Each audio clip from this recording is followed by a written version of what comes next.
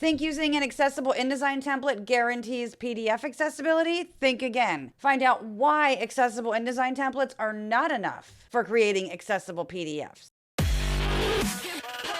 Welcome to Design Domination, where you'll gain confidence, clarity, and a competitive edge in a crowded marketplace so you can dominate your competition. Hi, and thanks for tuning in. I'm Colleen Gratzer, and in this episode of Design Domination, I'm responding to a question I get all the time. A lot of designers and a lot of clients will often ask me if I can just create an accessible template for them in InDesign so that they can work from that to create accessible PDFs from InDesign on their own. Well, they expect that they'll just open the file and they'll add some text and images to it and export to PDF, and then poof, they will have an accessible PDF. But it does not work that way. Now, I've also had some clients tell me that they thought they could take the InDesign files that I had made accessible for them already and just export an accessible PDF every time they made any text edits. But you can't do that either.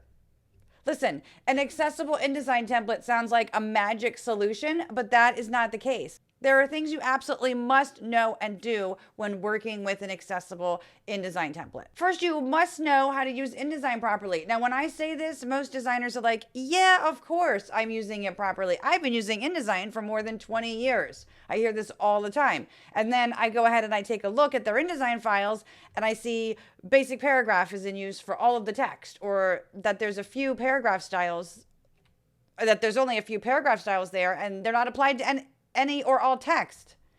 You know, there was a lot of styling from the toolbar to override some of those paragraph styles. And maybe parent pages aren't in use. And they may have even manually typed in page numbers on every single page. I mean, I've seen that in a document with hundreds of pages. And then sometimes I see individual text frames on every single page that are all independent of one another, and even for running copy. Or maybe they've manually typed in table of contents entries and their corresponding page numbers. And maybe they've drawn individual text frames and rules for every single table cell. These are not only inefficient layout practices, but they're problematic for accessibility too. Okay?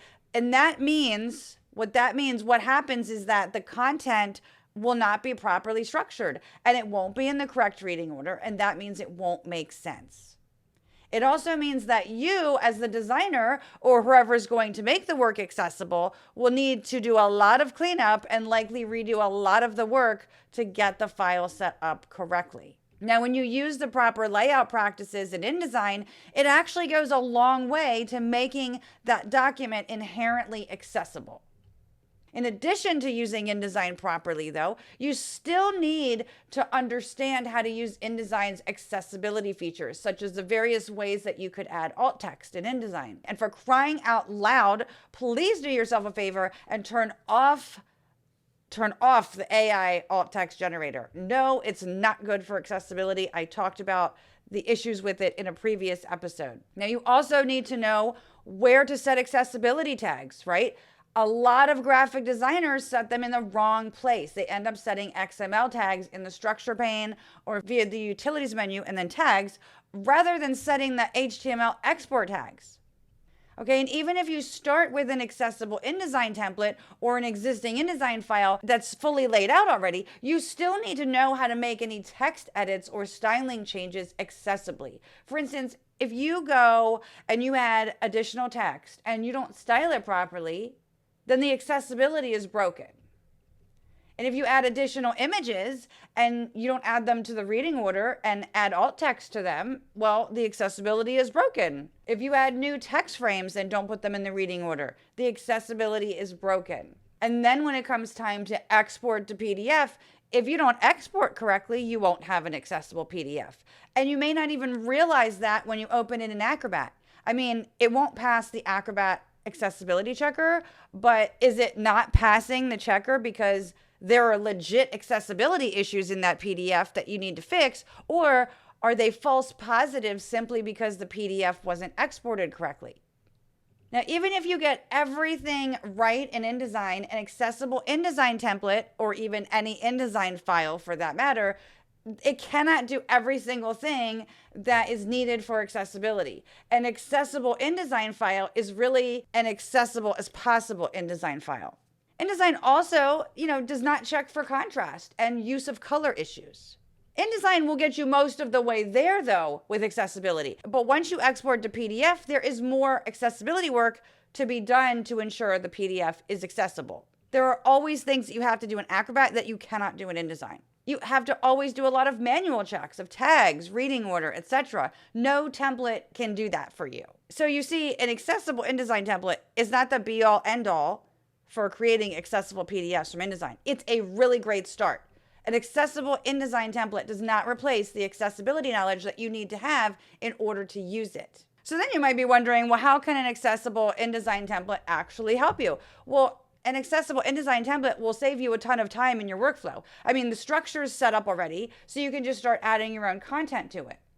Okay, and an accessible InDesign template is also good to have as an example of a file that's actually set up properly for accessibility, that you can refer to when you create other InDesign files or work with existing ones. The accessible InDesign template that I created, the essential accessible InDesign template, it is the proper and accessible setup for things like master pages, table of contents, articles panel, layers panel, paragraph styles, character styles, object styles. Plus it includes a cover and front matter, table of contents, and 2 chapters with dummy content. It's great for documents with running copy, even long documents. I also have the ultimate accessible InDesign template, which is a bundle of various InDesign templates, including some with more complex setups, even for infographics. Now, right now, I currently only offer that to students because it makes use of certain techniques that I teach inside my accessible PDFs from InDesign course.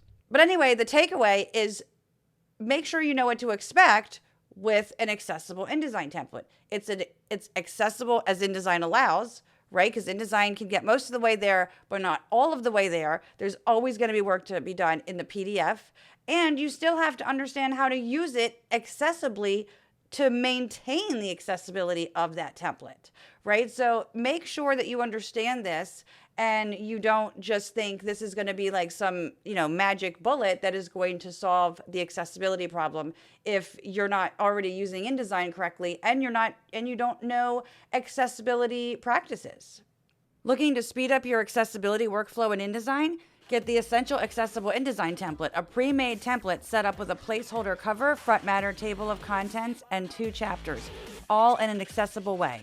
Go to creative-boost.com/template.